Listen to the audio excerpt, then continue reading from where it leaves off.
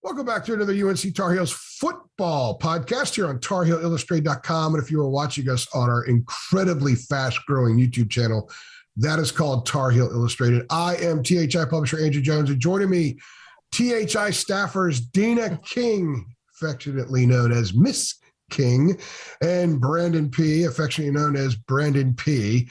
Welcome to the podcast, guys. Hey. Hello. Hey and hello. That's it. See, you guys are drained because we have been through a long, busy grind. The end of the season is almost here. It's not quite here, even though the spring game concluded Saturday. We have to put a bow on everything and build some off-season content. So we got a couple more weeks to grind yet. So that's probably why you guys are conserving your vitality for this podcast, I would assume. So let's go ahead and dive into it, guys. We're here to talk about Carolina's spring game, but more than that, the spring practice. The spring game is only somewhat illuminating. What we learn over the course of spring practice is more so, but this was a weird spring practice because it's as if all of us in the media took a detour for a month and then came back to spring practice, and it smacked us in the face like Monday morning open practice, Thursday spring game, we're done. Yeah. Because of the NCAA tournament, really the ACC tournament. I was in my hotel room in Brooklyn, and we got Brian Anderson one day on Zoom, and I had to do it from the lobby because I had, you know how hotels are in Brooklyn, if you've ever been there, like the size of my microphone, they're puny. I had no place in my room to actually do it, so I had to do it in a hotel lobby in Brooklyn, which is an interesting experience to say the least. So we kind of took a detour and didn't get much access. Brandon, you went to Pro Day, so you actually had more in-person football experience than any of us during that whole time, because I was gone 26 out of 30 days, and you guys were on top of the tournament coverage right there with me from your post. So let's go ahead and talk about offense, and we're going to do a second podcast where we focus on the defense. And I'm going to go ahead and start with you, Deana, and don't just fixate on the spring game, because that was just a small part. We've gone through 15 practices covering Carolina in various ways, and we learned a lot the last few days for sure. So what are a couple of things that pop out to you about where the offense is now as opposed to what you thought about the offense before spring practice began? I think a lot of people are going to be more cautious this year.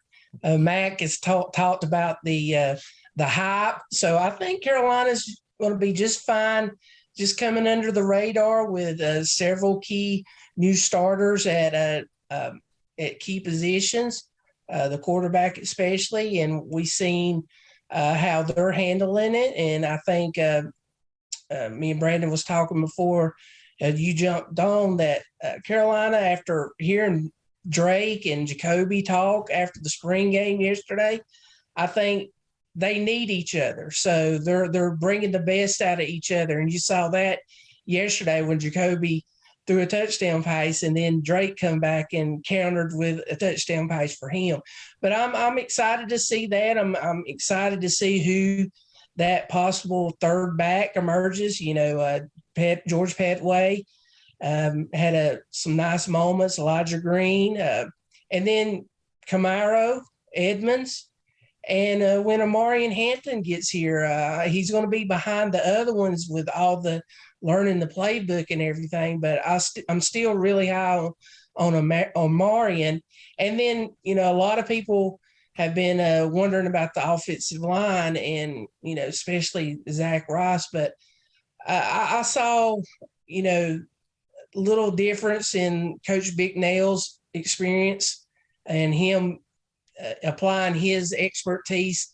And I think the line is going to do pretty well. And it helps when you got someone, a signal caller, that's going to get the ball out early. And I saw that with Drake and Jacoby and even Connor. I mean, we had like 3 maybe sacks yesterday. So at the spring game. So just a lot of positives, but I'm surely being cautious on making any predictions right now. Yeah, we're not going to do prediction stuff right now. It's just more our take or what we kind of the vibe we got from some things, what we kind of gleaned from the last 6 weeks, I guess it was. Brandon, same question to you. So I know a lot of people might disagree with me when I say this, but I think the wide receiver group is I think they answered the most questions, and I think it's because Mac Brown said they're going to use Bryson Nesbit as a receiver. And I think he has that special talent that if you move him to receiver, he can be special no matter where you put him. And then if you combine him with Josh Downs, it's going to be a nightmare for defensive coordinators. Now, the wide receiver room, they don't have a lot of depth, which is a concern, but I think that can also play to the benefit because there's less receivers catching passes.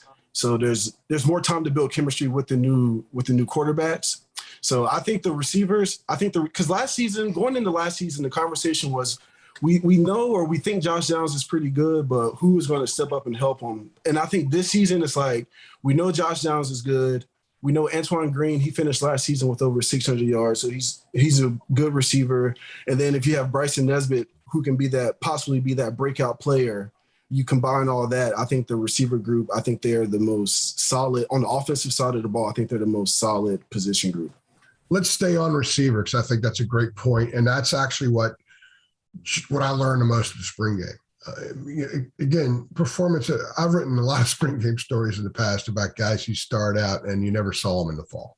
It's just the way and the nature it is. Now, I think Carolina does a pretty good job in part because they have a shortened spring game, only 75 snaps Saturday, so you don't have as many opportunities to see. Some guy, some walk-on no one's ever heard of that has never traveled to a road game, score 2 touchdowns and that kind of junk. So we saw more of the real Tar Heels. That said, the thing that I got the most from it, I agree with you about wide receiver. It's a small room, but everybody in that room could play in an ACC game right now. And I think that's important. I think Gavin Blackwell can play. I think Kobe Paysauer can play. There's no doubt about it. I think J.J. Jones could be a really, really good player down the road. I love Antoine Green being sort of that possession receiver who can get behind a defense in the right situation. And then the whole elephant in the room there is Bryson Nesbit.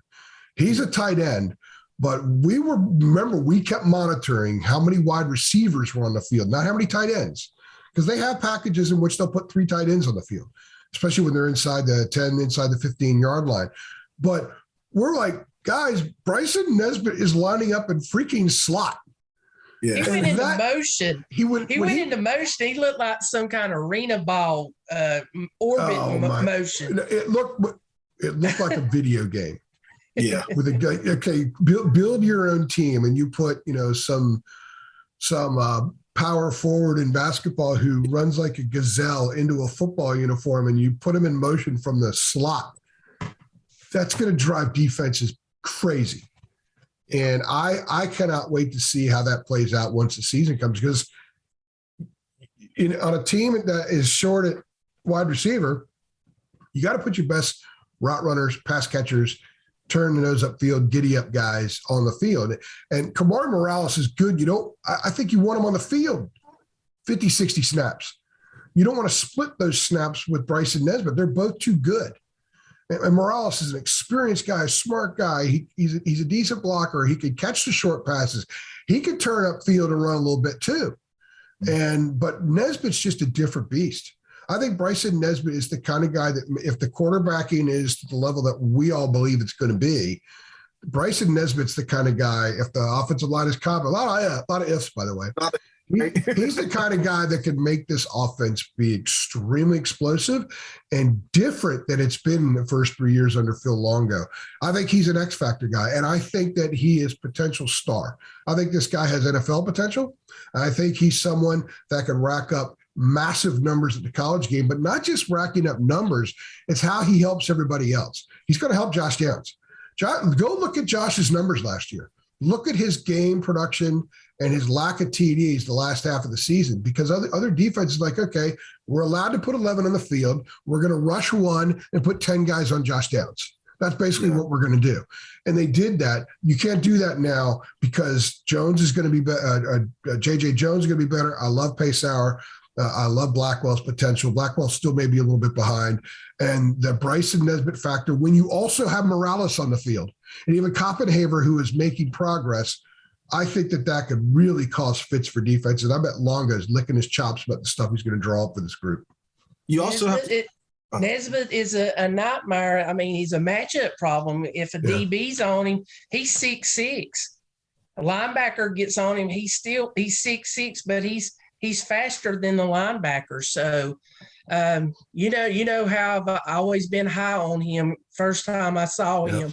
So, I compared him a little bit to Eric Ebron. And so it's nice to see him being used. And like you said, in the slot, he's in a very dangerous player for the Tar Heels. And as Josh you said, as you said, Longo's licking his chops. Josh Downs compared him Saturday to Kyle Pitts. Hey, he reminds me of also, I'm kind of dating myself. Might be a little long ago for you, Brandon, but Deana will remember. He reminds me a little bit of Kellen Winslow Jr. I know Kellen Winslow. I just hope he seems like a nicer guy. Let's put it that way. I don't want to go any further on that one. I think you guys know where I'm going with that. But there are some similarities there. Brandon, you were going to respond a minute ago. I was also going to say another thing that you have to keep in mind is UNC, they like to run. When they run the ball, they like to get to the perimeter a lot. And if you have a guy that's 6'6", 240 pounds out there blocking, and you got shifty backs like George Pettaway and, all the guys they got back there, I think that could be potential for them to break a lot of runs, having him out on the perimeter blocking. If he buys into the blocking scheme, which he won't play if he does. But Yeah, well, the one failure on my part Saturday and really the last couple of days was I didn't ask about Bryson Nesbit's blocking. So, and there was so much because we only had 2 practices we could watch this spring. The first one, and then Thursday. I had to pick and choose what I was going to absorb. And we're going to talk about offensive line in a minute. I spent half my time at practice Thursday watching the offensive line and subsequently the defensive line at the same time because they were intertwined with drills and stuff. But so I didn't really pay attention to Nesbit as much as a blocker. If he can block and if he can block down, if he can line up and slot and block down like a tight end who split, then I think that's a game changer for the running game. Yeah. I agree. As for the offensive line, Brandon, I wish you were at practice with me on Thursday because you're an OL boy. You snapped the ball for years in high school, and you know how to maul. You know how to eat up a little defensive lineman and drive his butt into the ground and to slowly get up and show him up. What I saw from the offensive line was more physicality. That's where I'm going with this. You would have loved some of the drills that Jack Bicknell had them doing. And this is in no way, shape, or form a criticism of Stacy Searles because Dean and I defended Searles a little bit more than a lot of other people did because of his track record, because there were elements that were very solid with the offensive line under him, but there were also some issues. And by the way, sidebar from that, I think Mac has been very clear the last couple of times that we've talked to him, that one of the big issues was getting rid of the ball quickly. The one major knock on Sam is that he held on the ball too long. And something that's being pushed with Drake May and Jacoby Criswell is get rid of the ball. Yet split second could be the difference between getting sacked and not getting sacked or being forced to move and running into a sack, which happens sometimes. That was an area that Sam still needed to work on. So that all being said, I really like what I saw from the offensive line, the physicality and also the physicality at the point of attack on pass blocking, which is kind of a different thing. People generally think pass blocking, you immediately get into pass block mode and the defensive lineman is sort of the aggressor. Well, what I saw in practice on Thursday and with talking with some people around the program about the approach to pass protection now is they are going to be more aggressive on the snap at pass protection. Pop a little bit, throw the defense off a split second, and think about that 1,000, 2,000 blitz coming from the middle. If suddenly the defensive line has not made the progress that you anticipate when you call that blitz and they're ruffled a little bit, suddenly that changes the blitz. Maybe the blitz lane doesn't even open. So that's another way to reduce the number of sacks, and it was at 50 this past season. So Brandon, with all that in mind and with what you saw and some of the things that you've been able to glean the last few weeks, what are your thoughts on where the OL is right now? I believe the offensive line is going to be a major improvement over last season. During the spring game, we were watching the offensive line and defensive line do one-on-one drills, and I thought the offensive line held up very well against the defensive line in one-on-one drills. Some people, obviously they didn't go undefeated, but I I believe they won more matchups than they lost. And I thought Corey Gaynor looked really solid in the middle. He was like a nice little stopgap. He did well in his one-on-one against Travis Shaw. And I think his leadership in the offensive line room is just going to overall elevate that room. And then you have Brian Anderson with him. And I think those two together, like just the leadership alone is going to really elevate that room. If I could comment on that, and then Deana, I agree with you about the Anderson Gaynor thing. I'm a big Brian Anderson fan. He's a terrific guy, and I think he's the kind of guy that if you have as the face of your offensive line, it's a good thing because how he communicates with us, and he's just passionate dude. But man, Corey Gaynor he went to North Carolina to become an NFL player. He went to North Carolina to grind. He went to North Carolina to win. He went to North Carolina to be the big dog, so to speak. And that's everything that we've seen from him so far and heard about him is that he is doing that. But I think he's making Brian Anderson better. Brian Anderson looked good in practice on Thursday. He was physical and looked good. He looked quicker than what I recall. Now, part of that's because he was banged up all last year. So that hurt. People that were dogging him last year didn't understand that there wasn't one day last season in which he was not in pain. And that affects your ability to play, especially in you're operating in a small space. If you're a split second slower than you should be, and you normally are, and you're operating in a small space, that could be the difference between winning that snap and losing that snap. And I like what I saw from Anderson, but good gracious, Mama Lucia. Corey Gaynor's that guy. We used to, when I played back in the day, a long time ago, we used to refer to certain guys as glass eaters. Yeah, glass eater's the kind of guy that he doesn't care what happens on the field. He's just going to win, and he's going to make you feel some pain. Corey Gaynor's a glass eater. Yeah. He's a grinder. Absolutely. Deana? Yeah, Gaynor, I think he made a lot of fans happy when we got introduced to him on the Zoom, the interview. He was short and to the point. He come up, he said he's coming to play football and help this team win. And he's, I'll use a cliche, he's one of these guys that you want in the bunker with you and down there in the to do battle. So he is a vocal leader, and it wouldn't surprise me for him to be a captain. He's done showed how vocal he is, and you need a guy like that. So and he's the guy that touches the ball every play. So and he's been embraced by his teammates. Yeah. And I think that's important because I think one of the big challenges of the portal era is when a guy, and Mac has very, very clearly said publicly, we're not bringing in a guy to just give us depth. We're bringing in a guy to start, which will be interesting to see what happens with Spencer Rowland when he arrives from Harvard. But Gaynor came in to start, and you got 2 6-year guys at center there. I mean, so far they're managing it. Who knows what happens down the road, but so far they're managing, which is a challenge. And I think also, and I put this in my offense report from the spring game, there's an interesting thing about the offensive line is that there aren't any Mac Brown high school recruits yet that are flourishing on the offensive line. They're still in the building process, but there's one that's kind of coming in through the front door who is ballyhooed as anybody. And let me throw this out to you guys. And I put if you look at I looked at all the birthdays of all the regulars in the offensive line. They have, let's see, Anderson turns 24 in early May. Gaynor turns 24 in a few months. You've got Montalus, who will be 23 soon. William Barnes will be 23 during the season.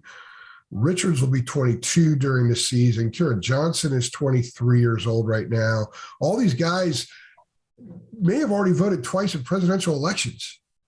And then you've got Zach Rice, who turned 18 in January. Yet he's right there. And if you don't know anything about these guys and you just look at them, if you're an Idaho Vandals fan, or you cover Idaho and you're coming in to cover North Carolina, and Thursday's your first day at practice, and you walk with AJ over to the offensive line, and AJ says, okay, what do you think about this group? Who stands out? You're going to say number 55 pretty quickly, and you're going to have no clue that he just arrived and should be a high school senior. That's interesting because they got a lot of old guys, and they got him.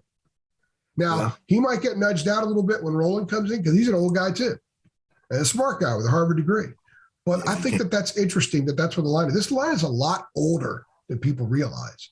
And then the most talented guy there with all due respect to the others, is the 18-year-old. And he plays like he's 22. Mm-hmm. Yeah. And going back on the offensive line, being more aggressive in the pass protection, that was one when Zach Rice was in high school. That was like one of my favorite things about him was how aggressive he was when he was pass protecting. He got his hands on people quickly and like threw them off to the route that they wanted to go. So I think with Big Nell coming in and preaching that aggressive mindset, I think that fit Zach Rice well. So now I think that's why we're seeing him play a lot more, because I think when it's a good fit between coach and player, I think that's when you see players play a little earlier than you expected them to play. Yeah. Deana. Yeah, I was anxious to see how Zach would be. And, if you were, like you said, if you didn't know anything, you'd say 55 looks pretty good. And he's just the baby out there. So it's nice to see. And I think, he's going to go through a learning curve. And, he's got a good group there with him. Coach McNeil, excellent coach. So he's gonna grow. And I'm looking forward to seeing Zach at the end of the year and see his little journey about how he grows as a player. Two things quickly, by the way. They not only embraced the 23-year-old from Miami who came in as the loudest voice in the room, but they embraced the kid too. They embraced both. And it says something about the culture of that room, even with the changeover in coaching at the beginning of spring practice. So it says something about the kids that are in that room, that they have their culture as well. The other thing, Deana, is you pointed out Saturday when Josh Downs scored that first touchdown, who held him up in the air? Zach Rice. He's took over for Jordan Tucker. I guess so. Yeah. Zach was bench pressing Josh Downs in the end zone, right? Yeah. So that was good to see. I think Jacob's got an ISO on him, and yes, we'll be anxious to see that up close, because Jacob we're looking at everything when we're up there in the booth. So it'll be nice to see Jacob's ISO on him. Well, Jacob and Kevin both shot. Jacob shot offensive guys. Kevin shot defensive guys. We're going to be rolling those out over the next few weeks with some podcasts talking about each kid as well. We've got two more position groups we want to hit on quickly here before we finish this podcast. Although to say we're going to hit on quarterbacks quickly is interesting. We kind of already talked a little bit about running back. So before we go to quarterback, let's finish up running back. I like the position group. I think they've got some players. It's just a matter of the old saying that Mac told us last year, well, when we got here, no one really knew what Michael Carter was. He had a couple 500-yard years at Carolina, and nobody had a clue what Javonte was. He turned to both NFL players who were there Saturday. So what are we looking at right now at running back? That British Brooks is the etched in stone guy. It's kind of interesting. He could be around there for a few years and them not know that he's an etched in stone guy until November of last year, which is interesting. And then Max said DJ Jones is the next guy. And remember, DJ would have started the Orange Bowl a couple of years ago. British ended up starting it because DJ was injured. So DJ, I think, is a high-end guy. I love his game, but the problem is he can't stay healthy. So who's next? Max said Elijah Green's been playing really well in camp, but he looked pretty good in the spring game. And George Pettaway is a high-end guy. I mean, George Pettaway is a Michael Carter type guy, I think maybe with a little bit more burstability than Michael Carter has. So that'll be interesting to see how he plays out. And you mentioned Amarian earlier. So I'd like to get Brandon's take on what he thinks about the running back room and how that may shape up. And we can't forget Caleb Hood, who was out with an injury this spring. And Kamaro Evans was banged up again, but I still think Kamaro is a year or so away. Yeah, well, Mac Brown said the goal is to get 3 running backs ready to play by the fall. And I think they're going to have a really hard decision to make once the fall comes, because right now, like you said, British Brooks and DJ Jones are pretty much solidly in there. But then you have, Kamaro Edmonds and George Pettaway and Elijah Hood, who they said is having the best spring of his career so far. And then I'm really interested to see Amari and Hampton, because every time Mac Brown talks about the running backs, he always makes a point to put Amari and Hampton in there, somebody who he wishes was at UNC right now, or somebody who can help out the team immediately. So I'm really interested to see how he contributes to the team once he gets in there. Deana can probably speak on him a little bit more than me. I've never seen him play, but I think the running back room is in a really good place. And one thing I do want to comment on the running back room is Elijah Green really did. I thought he looked really good catching passes out of the backfield. I think I don't know. Yeah. I think he looked really good doing that. I don't remember him being a pass catcher, running back in the past. So I think that's part of the growth that they're talking about this spring with him. Yeah, when he first arrived, they had to teach him how to run routes because the high school he played in Georgia, they won a bunch of state titles and he ran for a lot of yards, but they never threw the ball. So not only did he not run routes, he never did pass pro. And pass pro is harder than running routes. He caught a pass Saturday that looked like he'd been doing that for 10 years. It was smooth. Deana, let's go to quarterback here because you hit on some stuff in your opening statement. I want to get on quarterback right now because I want to get both of you to give your thorough evaluations, thoughts on that position group. I think you and I have talked a lot just because we talk every day. We both kind of agree who we think's going to end up getting the job. So before we go there, I want your thoughts on what you saw from Connor Harrell and how that might affect recruiting if you want to go that far, because Connor Harrell is getting all kinds of positives. Mac is raving about him. And my understanding is Connor, they thought he was really good. They thought he was very underrated. But now that he's there and he's gone through a full spring, my understanding is that they think he's even better than they imagined he would be this quickly. So what are your thoughts on Connor Harrell and how he kind of fits into the equation, perhaps a few months down the road, and also with respect to recruiting, if you're comfortable going there on that? When Mac meets with the media and when they bring up quarterback, he always mentions Connor. And I think, like you said, Connor he's benefiting from early enrolling. So he's already learning the system, already learning the regimen of what it is to be a college player.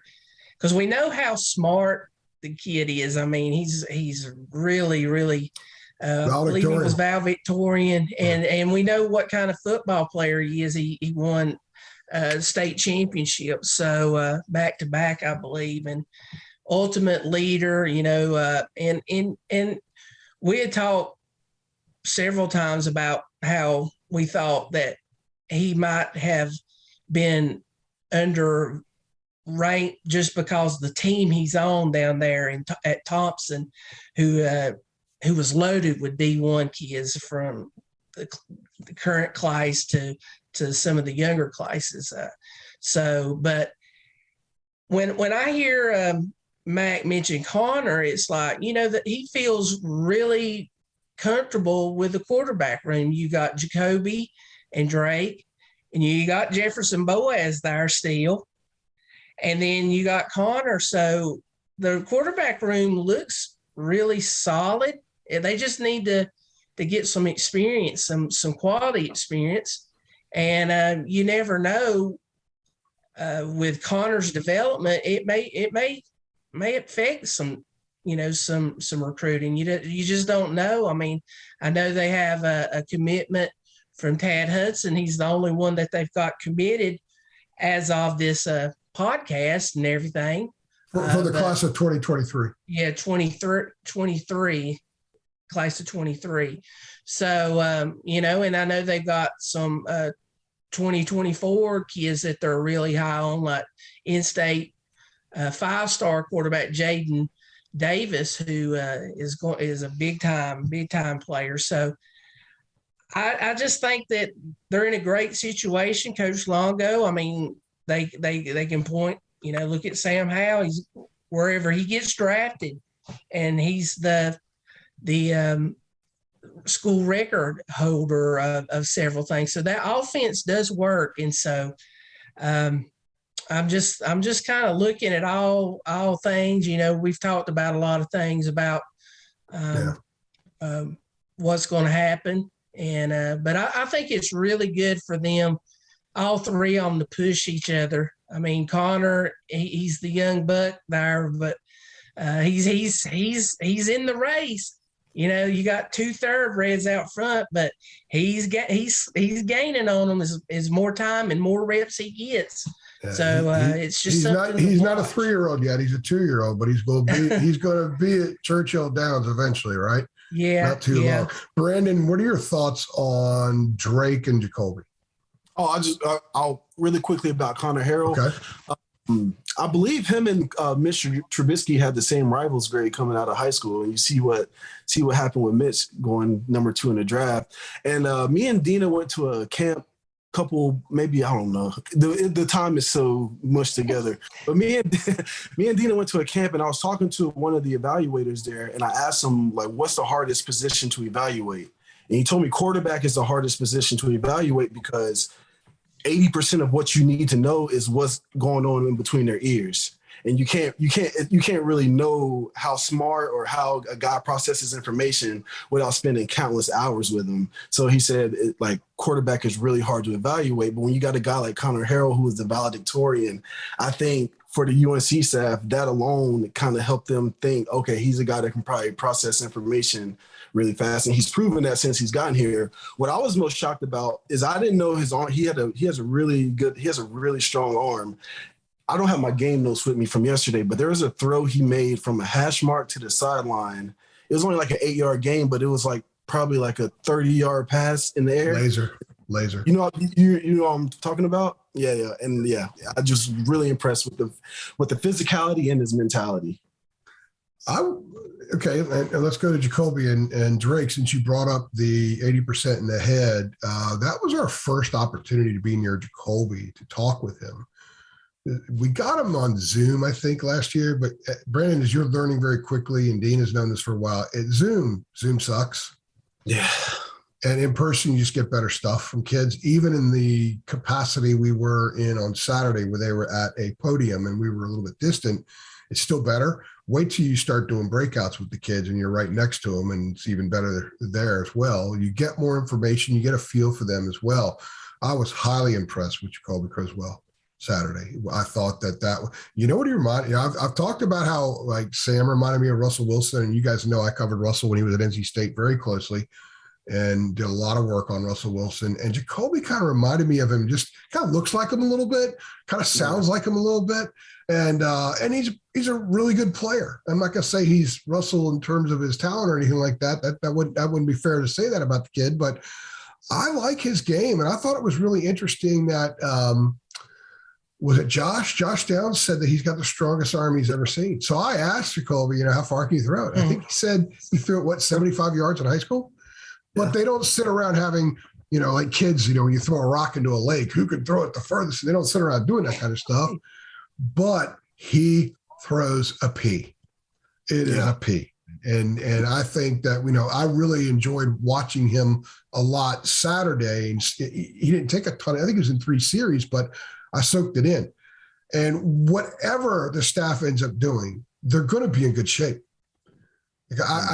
If it has to be Jacoby, if it has to be Drake, and honestly, if something happens in November and it's Connor, I think the way college football quarterbacks have gotten younger. Yeah, because you got to play guys, they're going to leave. They've got college younger. football. Exactly, but the kids are far more prepared to step on a field and play now than they were 25 years ago. So I think they're in good shape in this room. In fact, I think the room's in better shape than it was when Matt got there, and that was with Sam as a freshman. I was a big Reuter fan. I thought Fortin was a decent player, but I wasn't sure he was an ACC player. I thought Reuter, without the injuries, could have been a really good player as well, and that's the key, without the injuries. I think the room is as good a shape as far as potential goes that it's been in a long time. I was impressed with both of them in the press conference. There, you can see some of these Jeremy Sharp's expertise on these interviews, with both of them really being impressive in the interviews. Jacoby's response about his role, knowing last year that it was Sam's team. I asked him about that. His Sam's team, and this year knowing it's wide open and he's got a chance to be the guy, and he had to retrain himself to know that he could be that guy. So, and like, my comments on Drake, I think Drake can be a really good, great football player for North Carolina, and he's got a high ceiling.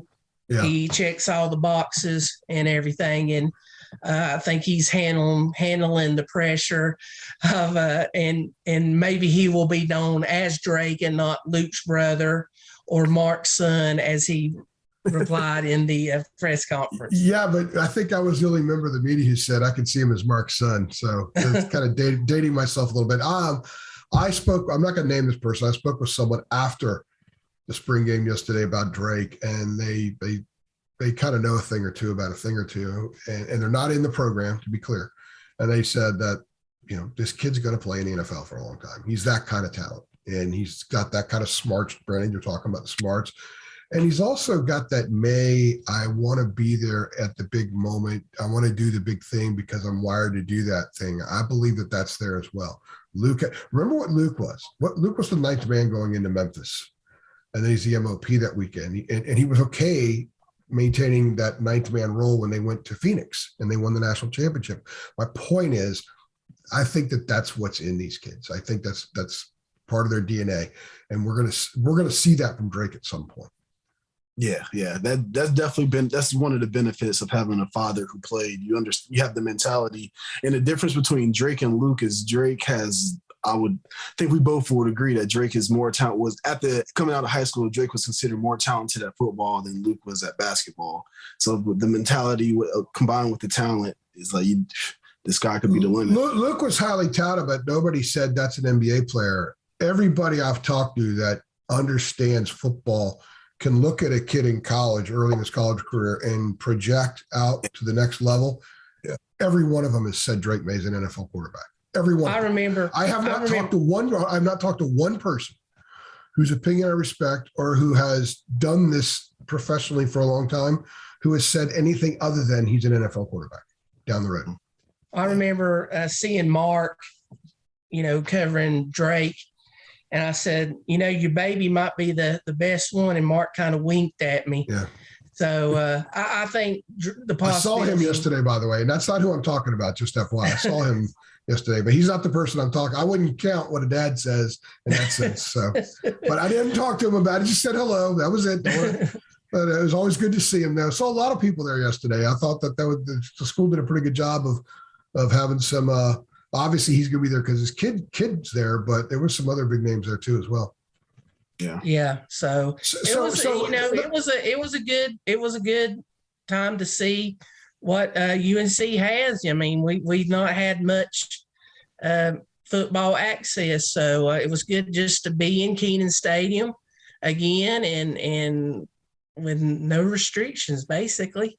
No restrictions. Absolutely. Now let's also qualify this by saying there's a lot of question marks on offense. Yeah. But we like the potential in the room. There's a lot of potential in the receivers room, but how many guys have consistently crossed the goal line in that room? One. There's a lot of potential in the running back room, but how many of those guys have consistently crossed the goal line? Zero. There's a lot of potential in the quarterback room, but how many of those guys have consistently chucked the ball into the end zone? Zero. There's a lot of potential in the offensive line, but you're talking about old guys trying to hit their potential. You're talking about William Barnes, Ed Montless, you're talking about Kieran Johnson, a former walk-on. You're talking about these kind of guys being your anchors. So I still think that the offensive line, we're not going to put a flag in the soil and say this is going to be a great offensive line. They could be very good, but I'm not going to go there until I see them actually become very good. So there's a ton of question marks on this offense, but the talent pool that they have, the potential, the kinds of kids that could go from walking to sprinting quickly is more so than I've seen in a long time. Perhaps since Mac was last there in the 1990s, maybe even more than that. They may have more explosive, high-end potential guys now. Now it's a matter of those kids becoming those players and the staff putting them in positions so they become those players on the field. That, to me, is going to be the ultimate question mark about this offense. It could be explosive and dynamic. It could also struggle because those parts are so green. Yeah. I agree with everything you just said. I believe until they get out there and do it, we don't know. You can't make any assumptions because last season we assumed that De'Ami Brown and Michael Carter and Javonte Williams could just be replaced by we got 4-star recruits. It doesn't work like that. They need time to develop.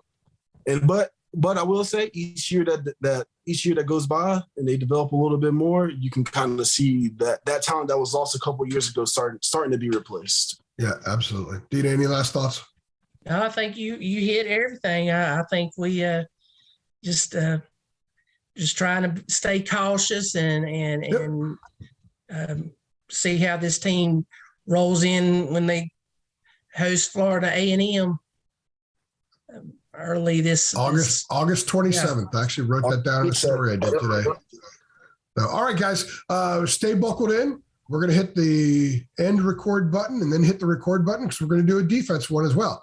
So if you're watching this podcast, stick around another day or so. We're going to roll out the defense podcast as well. She's Deana. He's Brandon. I'm AJ. We appreciate you stopping by.